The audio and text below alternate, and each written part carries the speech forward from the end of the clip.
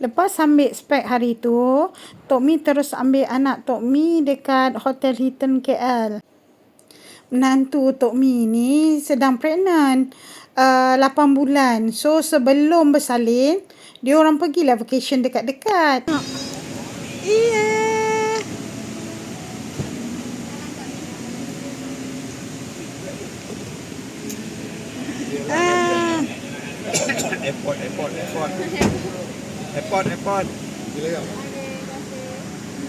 Airport.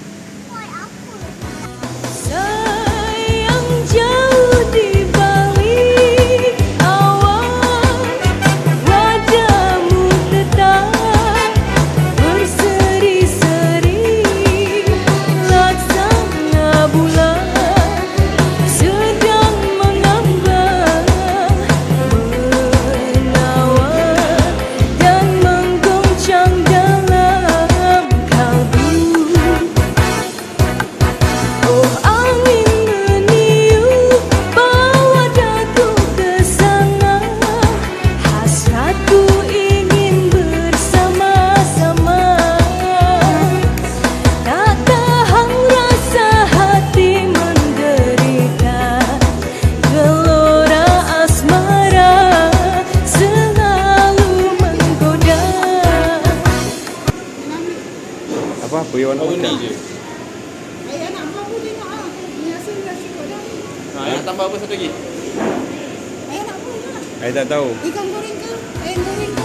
Sayang jauh di balik awan, wajahmu tetap berseri-seri, laksana bulan sedang mengambang, menawan dan menggoncang dalam kalbu.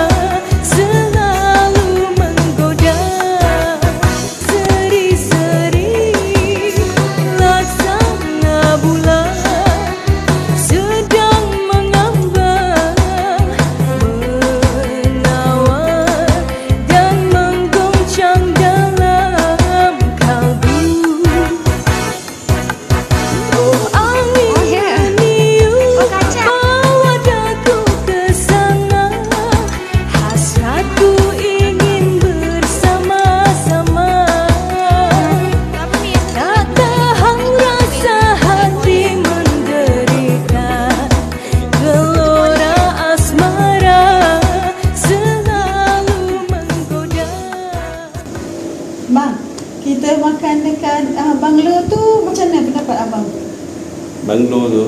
Yang Syafiq bawa tu. Oh, banglo tu dia boleh untuk rasa international lah, bukan rasa kita orang Malaysia ni. International taste. Maksud kata orang-orang yang daripada luar negara, kalau nak luar negara yang nak rasa masakan Melayu, kat situ lah tempatnya. Sebab memang susah nak jumpa makanan masakan Melayu. Kata-kata kita pergi jumpa tom yum lah, jumpa steak house lah, jumpa makanan Cina lah. Jadi makanan Melayu susah. Tapi banglo tu makanan Melayu. Jadi bolehlah untuk Compare dengan yang lain-lain lah rasa kan. antarabangsa. Tapi compare daripada kita nak cari kedai-kedai yang lain. Kalau Mak Saleh ataupun orang luar negara jumpa kedai-kedai yang lain daripada kedai banglo tu, dan dia rasanya lagi teruja lah, lagi banyak pilihan, lagi banyak cara masakan. Yang itu agak limited lah. Tapi bolehlah sebagai introduction masakan Melayu. Masakan Melayu nak pupus sebenarnya. Jadi eloklah ada restoran macam banglo tu dekat Jalan Raja Chulan tu, memperkenalkan balik atau memperkuatkan balik masakan Melayu. Ada rasa lah masakan dia. Compare kalau kita Masakan nak cari ada rasa, masakan ada rasa. Tapi itulah nasinya keras, bukan kematu keras. Lain-lain lauk tu boleh lah, lauk semua ada rasa okey. Masakan Melayu okey lah tu. Cuma nasi pada saya tak kena. nasi dia keras sikit lah. Bukan keras sikit, keras lah. Keras. Keras. Orang muda bolehlah telan-telan sumbat-sumbat, masuk mulut telan boleh ke. Tapi yang dah agak berusia, gigi sengal apa semua tu lah. memang tak boleh nak kunyah sangat tu telan lah gitu. Tapi overall okey abang tu overall. 1 sampai 10 saya bagi dia 7 lah, 6. Kalau masak lemak yang nak makan tu masih ada rasa lemak dia dan masih ada santan yang original. Masih. Kuih-kuih dia pun okey lagi. Masih, kalau kita cari kat kedai lain susah nak jumpa macam tu. Kadang-kadang dia orang pakai santan yang